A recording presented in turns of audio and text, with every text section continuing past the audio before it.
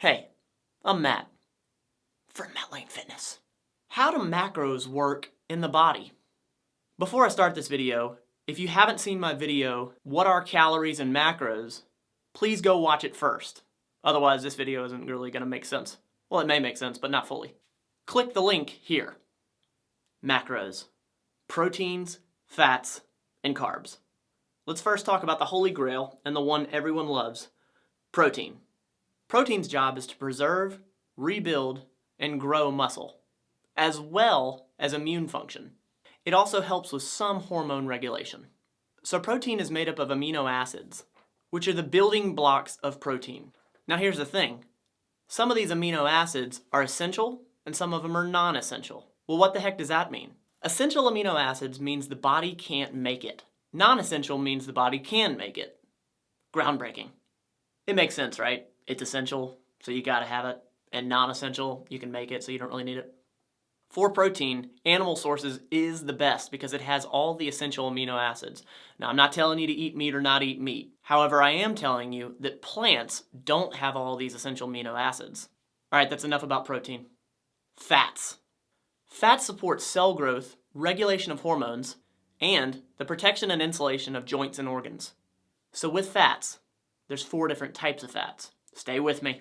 Polyunsaturated, monounsaturated, saturated, and trans fats. Here's the deal. Polyunsaturated and monounsaturated fats are both unsaturated fats. These are the healthy fats, the good fats. Olive oil, avocado, coconut oil. And these unsaturated fats, poly and mono, can actually decrease your chance of heart disease. It can help. And the difference between the poly and the mono is basically the chemical makeup, the bond that's within them. So mono is a fat at room temperature that will remain liquid. Mono is olive oil. Makes sense, right? See, you're good. You're good. We're keeping this simple. Saturated fats are mostly animal products, and it's been said that it can increase your risk of cardiac disease or coronary artery disease. If you eat too much of it, in moderation, you should be good. At least that's the current literature. Who knows? It'll probably change tomorrow. And lastly for fats, the bad boy. Trans fats. Trans fats. You know the term partially hydrogenated oils?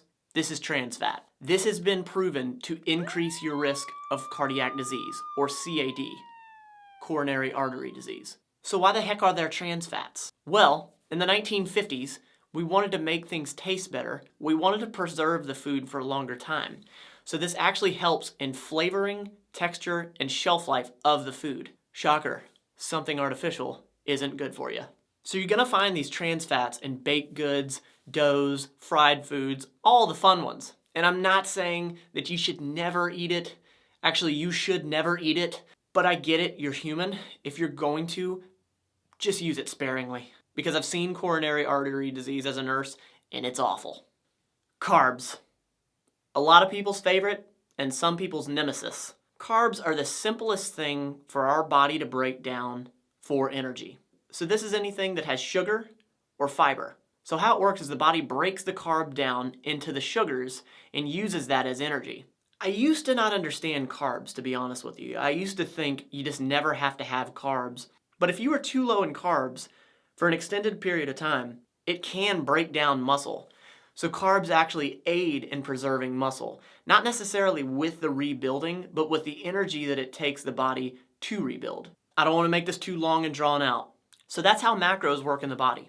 The proteins help rebuild muscle and help with hormone function. Fats aid in hormone production. Fats help with hormone regulation, aid in protection and insulation of organs. And carbs, the body's simplest energy source. Anything that has sugar or fiber. And there's plenty of evidence out there that goes way deeper than I just did, but I wanted to give you a simplistic view of how macros work in the body. Thanks for stopping by and watching this video. I really appreciate you. Please like, comment, subscribe, and hit that notification bell. That way every time I post a video, you're gonna know about it.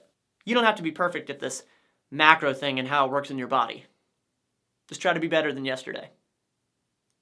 Every day.